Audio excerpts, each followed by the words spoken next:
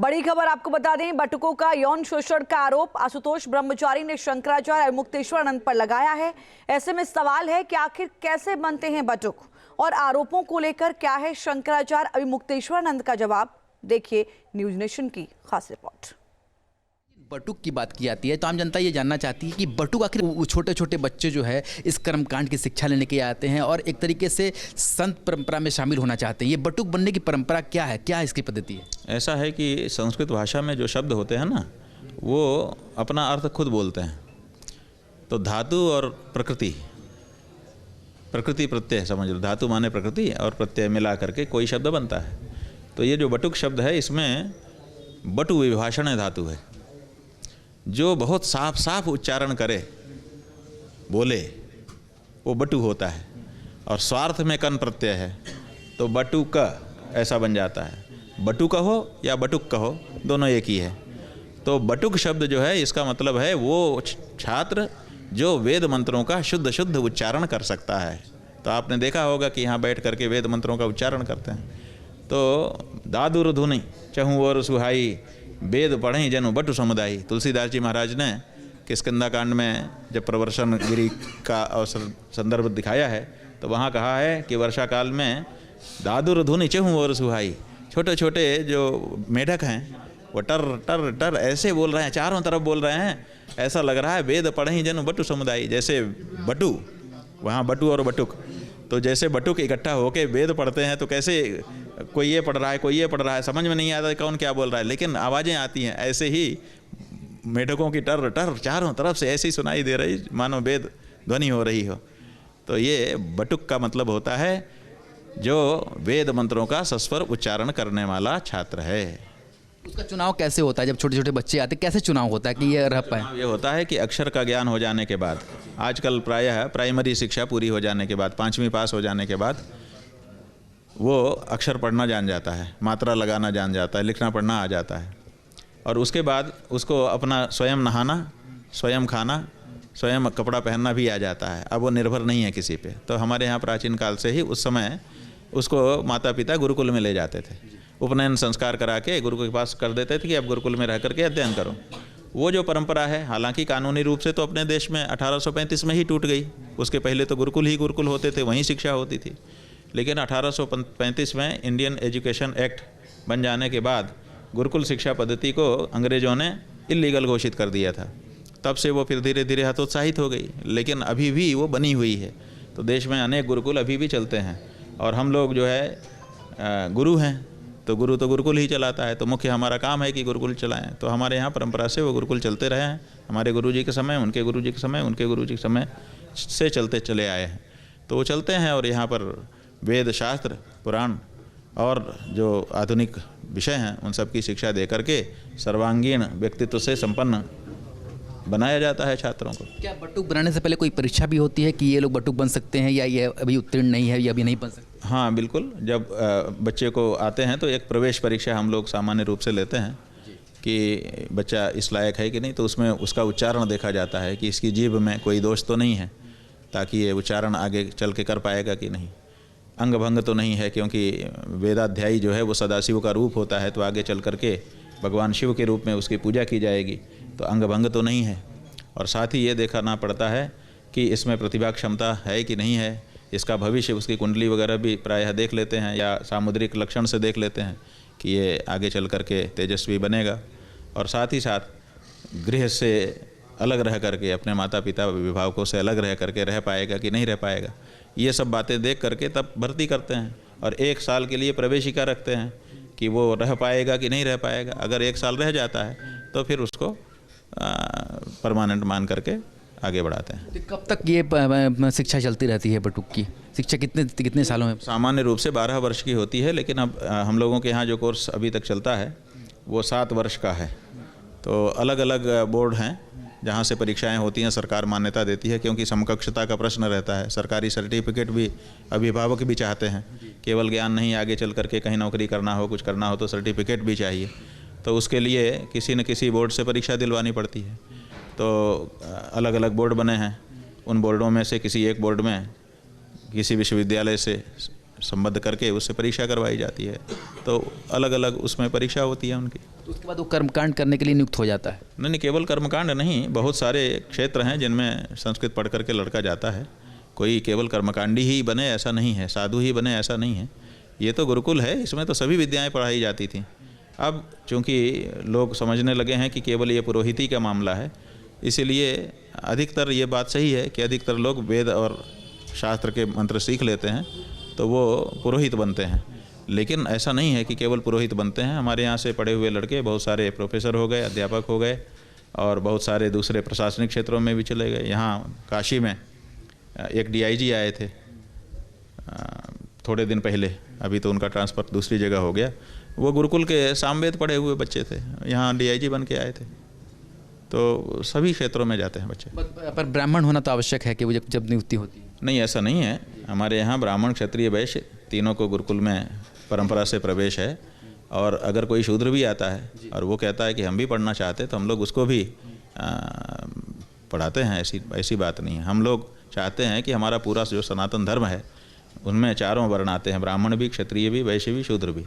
तो ये जो शंकराचार्य संस्था है, इस संस्था में चारों का पालन होता है और चारों से मिला करके हमारा सनातन धर्म बना है, ऐसा हम समझते हैं।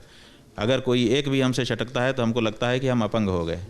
तो ये हमारी परंपरा है। गुरुजी, अब तक लगभग कितने बटुक होंगे जिनको आपने अपने अंतर्गत शिक्षा देकर के यहाँ से विदा किया?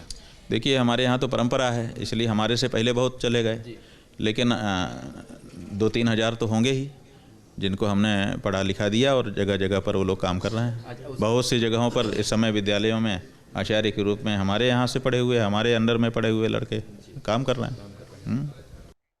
बड़ी खबर आपको बता दें, बटुकों का यौन शोषण का आरोप आशुतोष ब्रह्मचारी ने शंकराचार्य और मुक्तेश्वरानंद पर लगाया है।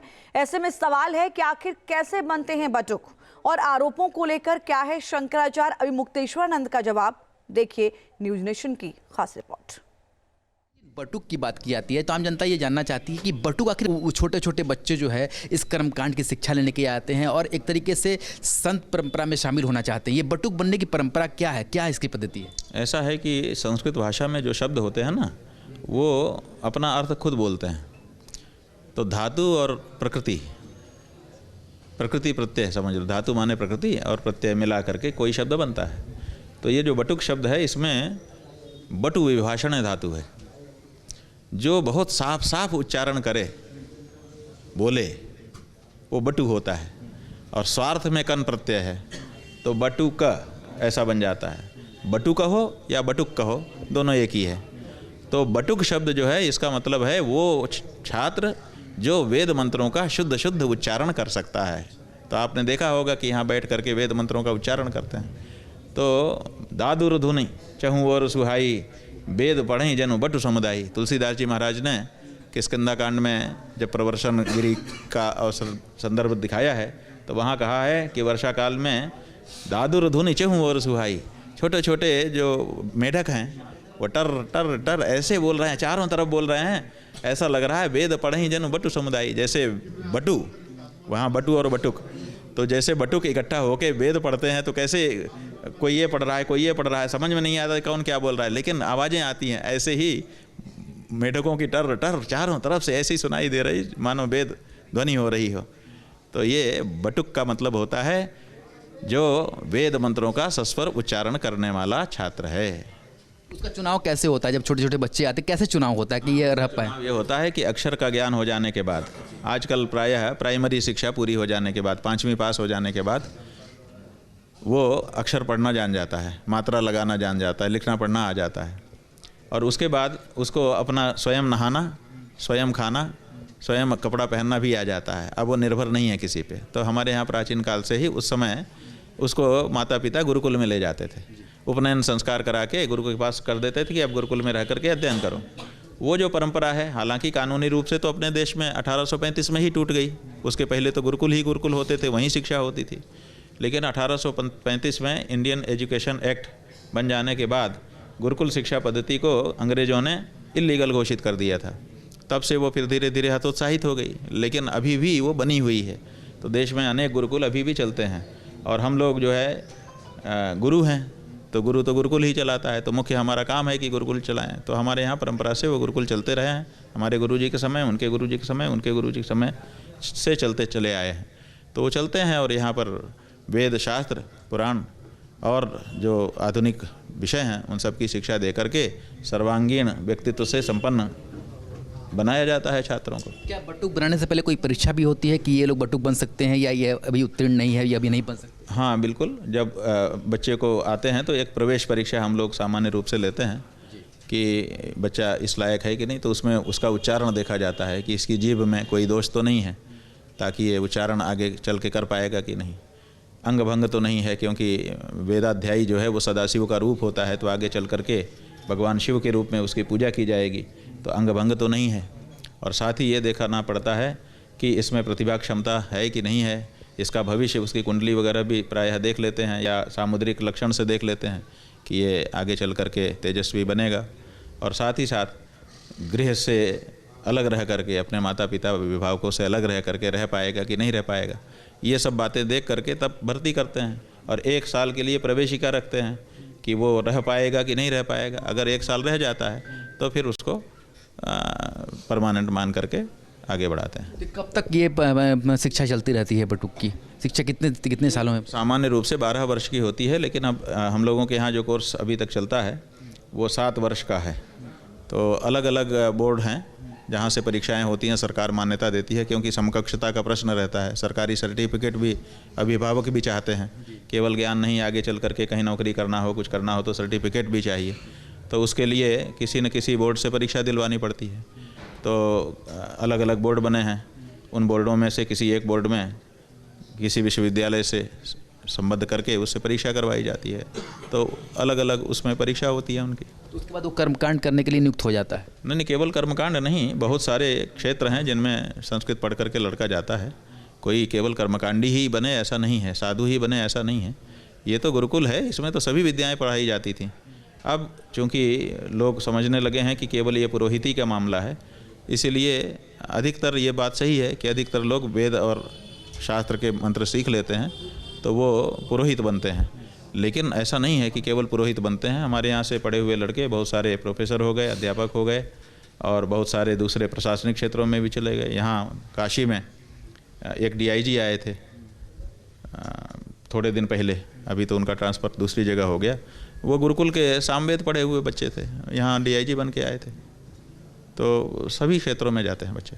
पर ब्राह्मण होना तो आवश्यक है कि वो जब नियुक्ति होती है? नहीं, ऐसा नहीं है। हमारे यहाँ ब्राह्मण, क्षत्रिय, वैश्य तीनों को गुरुकुल में परंपरा से प्रवेश है। और अगर कोई शूद्र भी आता है और वो कहता है कि हम भी पढ़ना चाहते हैं तो हम लोग उसको भी पढ़ाते हैं।